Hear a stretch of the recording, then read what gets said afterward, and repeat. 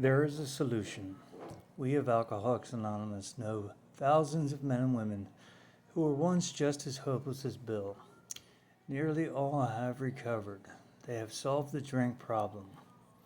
There's a cheap version of Albert Einstein saying, stopping is smart, staying stopped is genius. We are average Americans.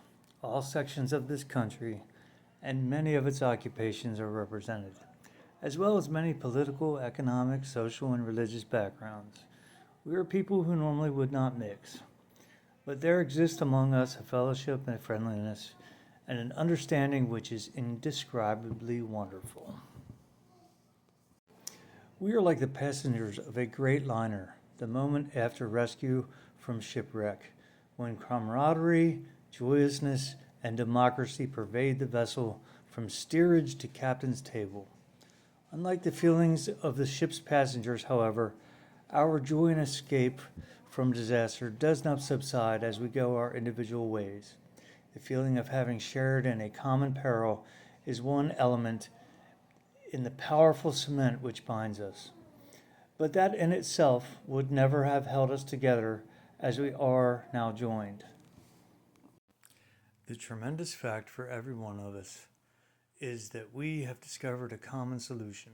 We have a way out on which we can absolutely agree and upon which we can join in brotherly and harmonious action. This is the great news this book carries to those who suffer from alcoholism. An illness of this sort, and we have come to believe it an illness, involves those about us in a way no other sickness can. If a person has cancer, all are sorry for him, and no one is angry or hurt. But not so with alcoholic illness, for with it there goes annihilation of all things worthwhile in life. Boom, boom, boom. It engulfs all whose lives touch the sufferers. It brings misunderstanding, fierce resentment, financial insecurity, disgusted friends and employers, warped lives of blameless children, sad wives and parents. Anyone can increase the list. We hope this volume will inform and comfort those who are or may be affected. There are many. Bill says, read this book. Humpty Dumpty says, that's a big book. Bill says, yes, it is. Highly competent psychiatrists who have dealt with us have found it sometimes impossible to persuade an alcoholic to discuss his situation without reserve. I would like to self-discharge, doctor. Mr. Dumpty, you are court-ordered here at the castle. Strangely enough, wives, parents, and intimate friends usually find us even more unapproachable than do the psychiatrist and the doctor. Please don't do anything stupid. I know what I'm doing. But the ex-problem drinker, who has found this solution, who is properly armed with facts about himself, can generally win the entire confidence of another alcoholic in a few hours. Until such an understanding is reached, little or nothing can be accomplished. I lost my job and my family won't speak to me. Once I start, I lose control. That sounds familiar. That the man who is making the approach has had the same difficulty. That he obviously knows what he is talking about. That his whole deportment shouts at the new prospect that he is a man with a real answer. Definition: deportment, the manner in which one conducts oneself, synonym behavior. That he has no attitude of holier than thou. You are a vile abomination in the sight of Almighty God, and offensive to his eyes. Wow. He's catching chain going upstate next week. Touch my tunic and be cleansed.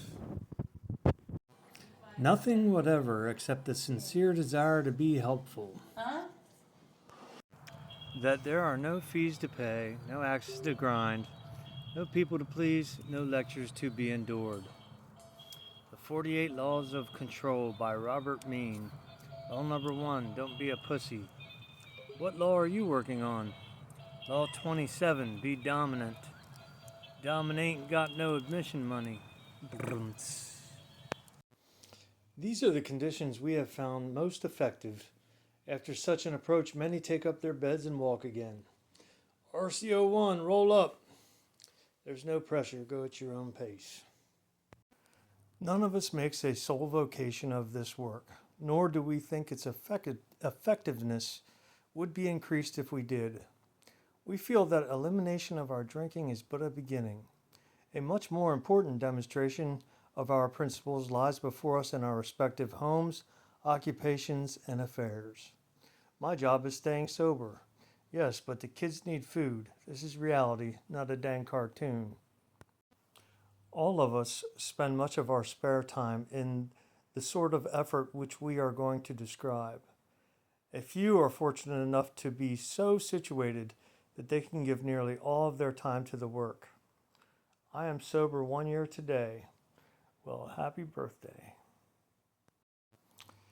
If we keep on the way we are going, there is little doubt that much good will result, but the surface of the problem would hardly be scratched. Those of us who live in large cities are overcome by the reflection that close by hundreds are dropping into oblivion. Many could recover if they had the opportunity we have enjoyed. How then shall we present that which has been so freely given us? We have concluded to publish an anonymous volume setting forth the problem as we see it. We shall bring to the task our combined experience and knowledge. This should suggest a useful program for anyone concerned with a drinking problem. I'm college educated. What could you possibly know that I don't? Well, if you're so smart, then why haven't you figured out how to stop drinking? Of necessity, there will have to be discussion of matters medical, psychiatric, social, and religious. We are aware that these matters are from their very nature controversial. Nothing would please us so much as to write a book which would contain no basis for contention or argument. We shall do our utmost to achieve that ideal.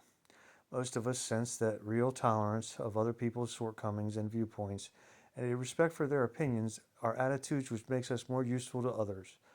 Our very lives as ex-problem drinkers depend upon our constant thought of others and how we may help meet their needs. At the treatment center, I worry about my wife, my kids, the guys at work. The psychiatrist says, just focus on yourself. At an outside meeting, I'm here to work on me. Just concern yourself with others. Correction, helping others.